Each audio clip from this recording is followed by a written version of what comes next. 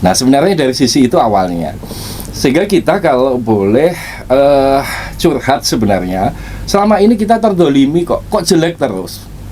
Memang kita akui kita itu orang desa itu cedak watu adoh ratu, cedak gunung, nah cedak gunung adoh lurung. Nah ini Pak. Atau warung. Keramaian Pak. Sehingga kami nggak bisa berbuat apa-apa. Ya aku titipkan dana desa untuk itu contoh-contohnya. Hanya dana titipan gitu kan? Titip ya itu ya. Iyalah, itu kan sudah share lama bahwa bukan untuk takat. Salam sehat selamat dunia akhirat. 1 jam saja biar paham. Ini lo Musren Bang Des, ini lo RKP Des. Nah ini biar jalan sesuai dengan jadi karakteristik janji kepala desa ketika mau pilihan nggak akan terwujud. Nah, Ini pengalaman Mas Toha. Jadi desa Undaan Tengah itu kadesnya kan pemula baru. Visi misinya juara. Satu kampung 20 juta. Ternyata setelah jadi kades, kita di Kudus itu kan sudah pakai Siskudes online. Ternyata tidak masuk ke situ, tidak bisa masuk ke sistem itu. Visi misinya. Karena semuanya anggaran itu berbasis kegiatan. Lah visi misinya hanya memberikan uang operasional kampung 20 juta per kampung setiap tahun. Enggak bakalan kecapai. Ternyata visi misi ini nih kita tidak tahu connect dengan aturan main pemerintahan desa. Juga enggak bisa ketemu. Nggak bisa ketemu. Makanya ada tuntutan satu lagi itu ya, boleh misalkan di luar dana desa itu ya, misalkan dana infrastruktur ya dari DAK ya, itu bisa langsung ke desa. Itu yang itu menjadi perhatian karena memang pembangunan ini harus berbasis desa. betul. Ya, misalnya bangun jembatan nggak mungkin lah desa bangun jembatan sendiri, bangun apa namanya parit nggak mungkin lah desa habis duitnya nanti dan sebagainya.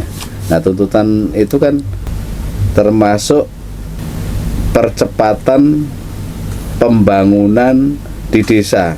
Jadi saya juga nggak tahu DAK itu sebenarnya itu masuk ke desa dengan cara apa sekarang?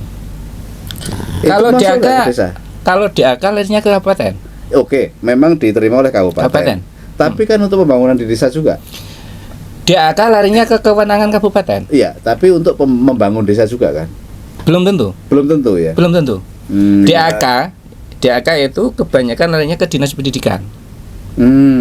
Ke dinas-dinas. Ke dinas pendidikan. Kalau ke infrastruktur ke PU. Jembatan yang lokalnya antar kabupaten, lokalnya antar desa itu yang punya kewenangan kabupaten. Bukan kewenangannya desa. Kalau desa mengusulkan ke kabupaten? Tergantung cara mencari linknya. Ya, tergantung mencari cara linknya. Ya. Jadi intinya begini Kang. Kalau yang sampean tanyakan ini berkaitan kalau desa mencari DAK ke kabupaten. Nah, intinya itu kan terkait karena itu kewenangan kabupaten. Ini porsi anggarannya kabupaten kan begitu.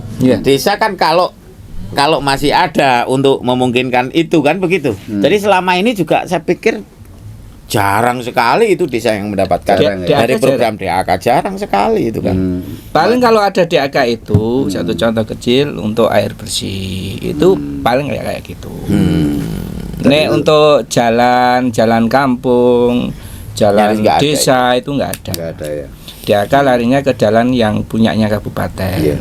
Tadi kita berhenti dari tuntutan kelima ya. Tuntutan keenam adalah ketentuan 10% dana desa dari APBN setelah dikurangi subsidi dan pembiayaan utang negara, bukan 10% dari dana perimbangan yang diterima kabupaten.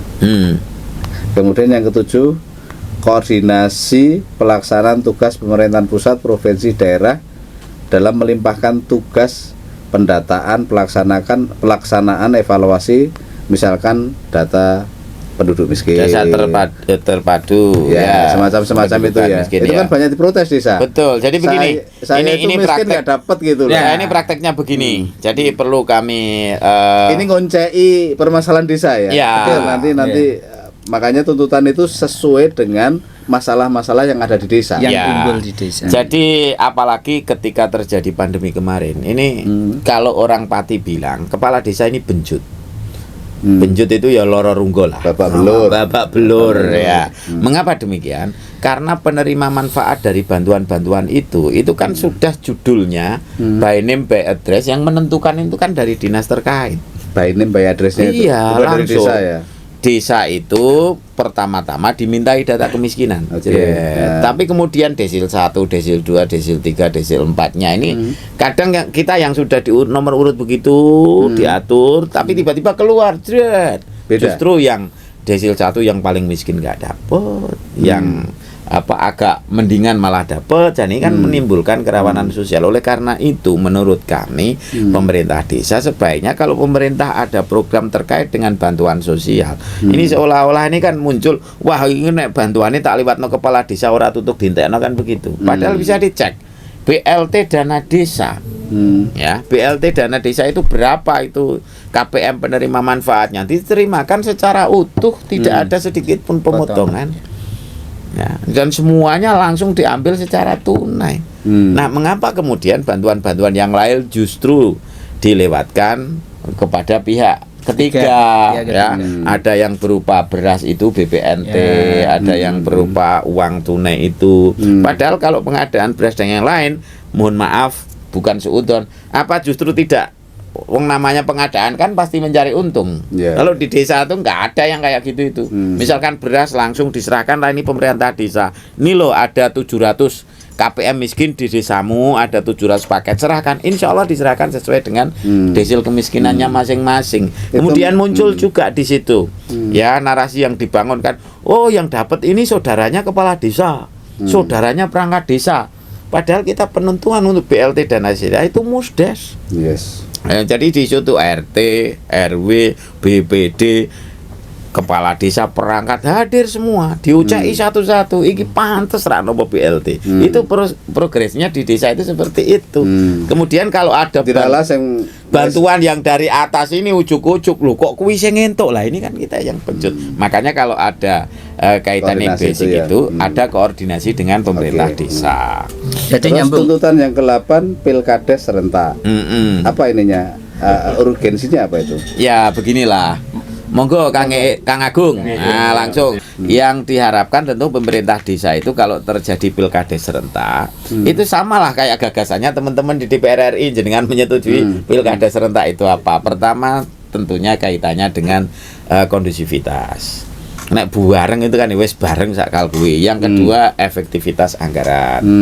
Nah, yang ketiga tentunya nanti antara kepala desa satu sama yang lain dalam bahasa anak sekolah sak lifting itu kan pasti lebih banyak diajak komunikasi, lebih gampang, lebih banyak diajak koordinasi, ini juga lebih mudah. Ini yang diharapkan seperti itu. Dan sekali lagi kalau bisa itu fasilitasinya sama dengan pilkada. Kalau masyarakat mengharapkan itu desa itu kayak pemerintah daerah, jadi pelaksananya KPU lah. Gitu ya.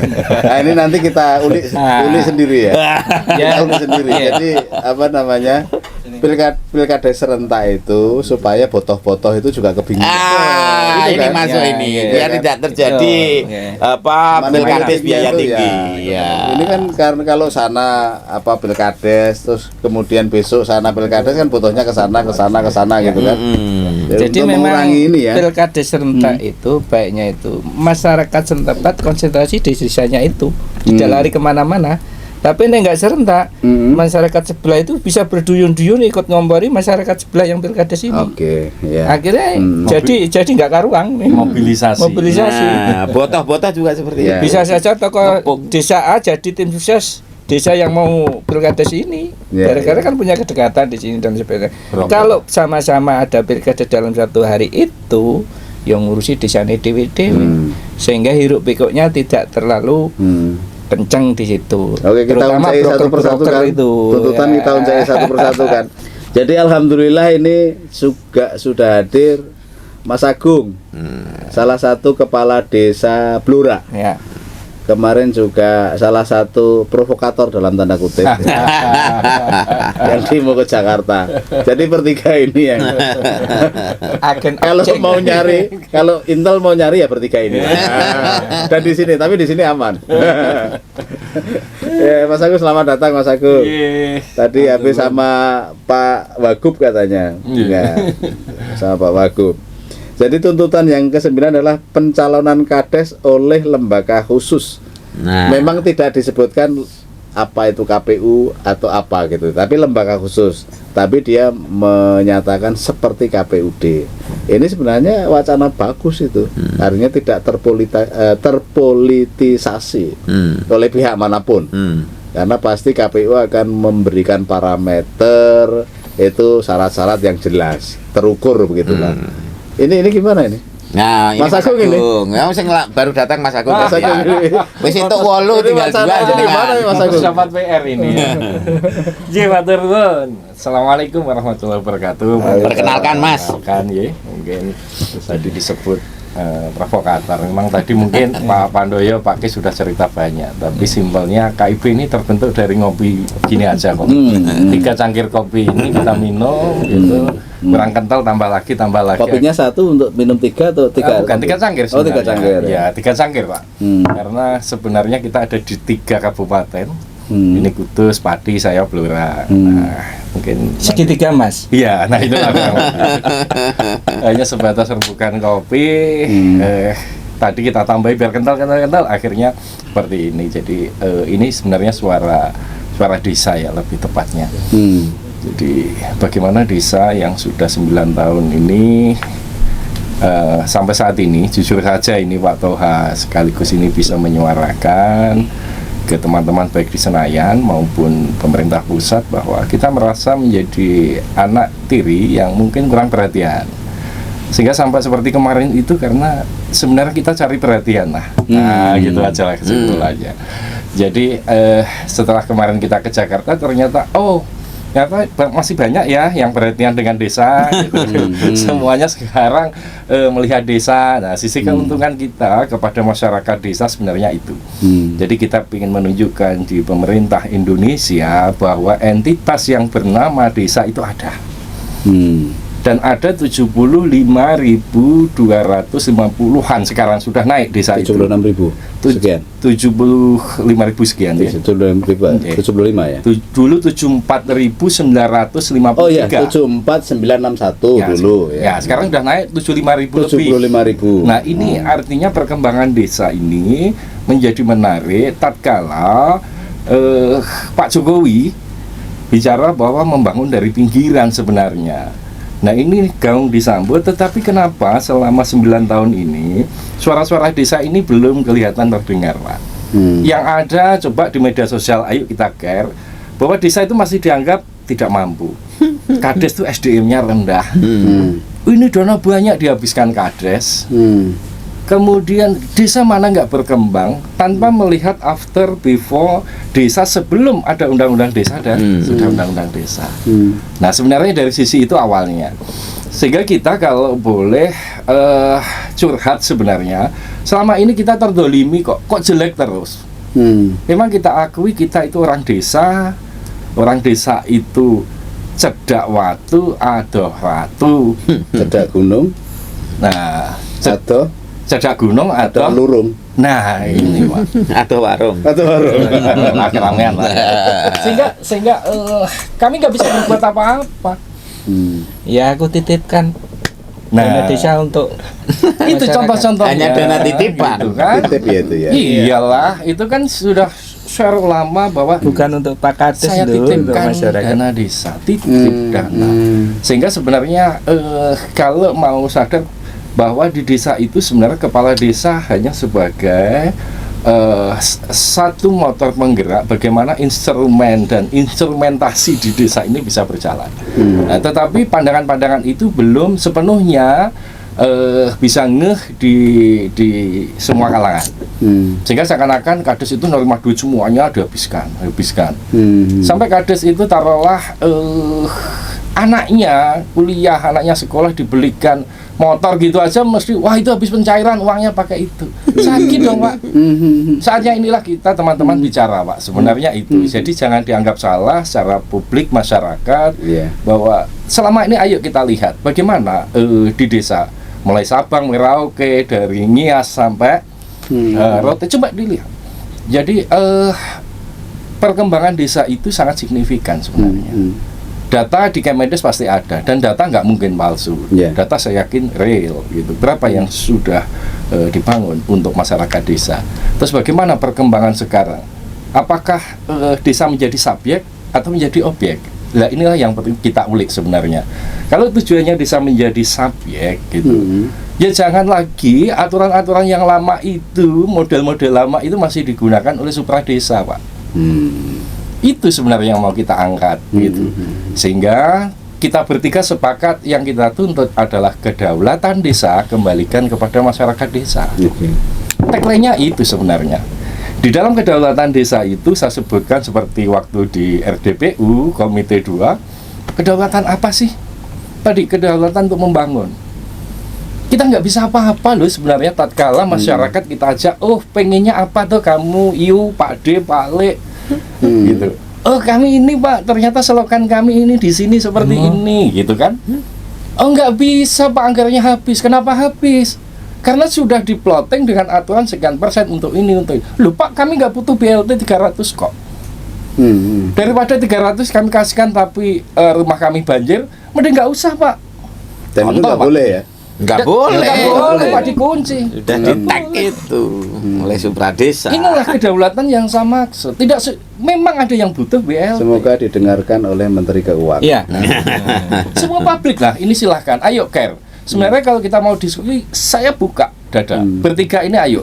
Apa sih sebenarnya? Kalau kemarin itu kan ya namanya teman banyak ada bersuara begini. Tapi sebenarnya roh kita bersama adalah bagaimana kedaulatan desa untuk membangun negara ini berikanlah kepada masyarakat desa. Karena yang lebih tahu itu Pak. Jadi ini kan sebagai klarifikasi. Ya. Ketika tuntutan kepala desa ke Senayan kemarin, itu kan masih ada berbagai salah paham dari masyarakat ya. Makanya ini klarifikasi. Oh ternyata dari kepala desa kok ya pengen dari kepala desa doang. Kepala desa ini yang perlu digarisbawahi Mas. Ada satu hal yang berbeda antara kepala desa dan kepala daerah. Kepala desa itu di situ persyaratan pencalonannya ada kata-kata demikian, bersedia untuk dicalonkan. Bukan sekonyong kodir dia nyalon Mas. Iya, dicalonkan. Undang-undang 6 amanatnya seperti jadi pertanyaannya kok do gelem dicalonkan? Artinya apalah? Ini masyarakat, ini amanat. Jadi keterdesaan. Amanat ya. Keterdesaan. Amanah masyarakat ya. Jadi ini mengklarifikasi itu tuntutan-tuntutan itu karena ya itu tadi ada kesalahpahaman bahkan mungkin dari masyarakat, dari perangkat, bahkan dari akademisi, dari semuanya lah. Ya. Perlu disampaikan kepada mereka. Dibedah ini ya. Ini kan dibedah. Jadi biar tidak gagal paham mungkin gitu Pak Toh. Jadi intinya tadi lah, satu kedaulatan desa kembalikan ke desa. Di dalam undang-undang desa kita tidak pernah menganggap undang-undang ini salah, tidak. Tetapi kalau undang-undang dikatakan ini belum sempurna kan boleh. Boleh. Jadi kan? Perlu. Karena kalau undang-undang ini sudah sempurna, nanti sama dengan kitab suci dong. Undang-undang itu sempurna ketika dibuat. Ketika jadi itu sempurna memang untuk mengatur itu. Tapi kesempurnaan dunia kan relatif. Ketika ada perkembangan zaman itu sudah harus mengikuti. Apalagi ada undang-undang baru UU Cipta Kerja yang itu pasti ada kaitannya dengan undang-undang yang lain. Dan juga UU nomor 2 tahun 2020. Itu ya. Ini mencabut juga. Itu harus dicabut juga karena keputusan MK bahwasanya UU nomor 2 itu hanya berlaku paling lama 2 tahun dan sampai sekarang belum dicabut. Ya, ini masalah. Itu nomor 9. Jadi tadi poinnya di sini tadi tuntutan ke-9 pencalonan kades oleh lembaga khusus seperti KPUD. Nah ini menjadi wacana nanti, menjadi wacana dalam perbincangan publik maupun perbincangan di Panja kalau nanti sudah digedok oleh Balek menjadi undang-undang prioritas, artinya revisi undang-undang nomor 2014 ini menjadi prioritas, maka akan menjadi perbincangan di sana. Ya. Ya mungkin seperti ini Pak Toha. Ini apa pendapatnya Mas Agung Oke, gimana? analoginya seperti ini. Karena amanat Undang-Undang Desa, syarat untuk menjadi kepala desa adalah bersedia dicalonkan. Ada kalimat itu. Siapa yang mencalonkan? Ini kan menjadi pertanyaan. Karena di lanjutannya tidak ada. Kemudian di implementasinya bagaimana di desa? Ternyata bahwa kita itu mencalonkan, itu mendaftarkan kepada BPD. Gitu kan? Kemudian BPD membentuk panitia. Kurang lebih seperti ini. Ini sempurna enggak? Sebenarnya yang mencalonkan apa enggak masyarakat desa? Kita sudah ada sistem lah. Paling tidak kita mengadopsi beberapa yang sesuai. Contoh untuk calon DPD. kepala daerah, ya kan? Intinya Calon independen. DPD, gitu kan? Itu yang independen, itu kan dicalonkan oleh Masyarakat, penduduk, warga, masyarakat dengan Sekurang-kurangnya sekian persen. dukungan KTP sekian persen. DPD ya. Ya, calon bupati independen kan gitu, Pak Independen. Tuhan. Kalau iya kan, Ya, betul. gubernur kan juga seperti itu, independen. Nah, karena di desa tidak menganut parpol, partai politik, kenapa tidak menggunakan ini? Sehingga ini ada kaitannya nanti di aturan turunan, gitu. Ada peraturan turunannya di PP Permendagri bahwa calon kepala desa dibatasi minimal 2, maksimal 5. Kenapa harus dibatasi? Ini pasti ada landasan sosiologis maupun landasan lain yang digunakan untuk membuat peraturan ini. Kalau mau membatasi, ini yang terjadi di lapangan, ini adalah juga menghilangkan demokrasi, Pak. Pembatasan jumlah itu ya. Kan, iya. Apakah satu itu tidak demokrasi? Ini pertanyaan mestinya. Pertanyaan kami orang bodoh yang cedak watu atau ratu. Kenapa partai politik sama ini pengejawantan demokrasi di Indonesia memilih ketua umum kenapa aklamasi satu musyawarah mufakat? Sedang demokrasi kita Pancasila juga musyawarah mufakat. Tentunya di desa juga bisa berlaku. Nah, gitu kenapa kok desa dipaksa harus minimal 2? Artinya nggak pilkades juga nggak apa-apa itu. Musyawarah desa. Ya, Musyawarah desa kan boleh kalau calon tunggal. Mufakat kan? Ya. Dan di Tidak. situ juga sesuai kan dengan Pancasila. Paham, ya, Yang sesuai. Sila keempat, keempat kan? ya permusyawaratan perwakilan. Nah ini. Dulu mbah saya nggak ada pilkades, musyawarah itu jadi kepala desa nggih. Oke. Nah, sekarang Gitu karena ya? modern lah, modern ya, Mas Bram, mungkin seperti ini. Oke lah.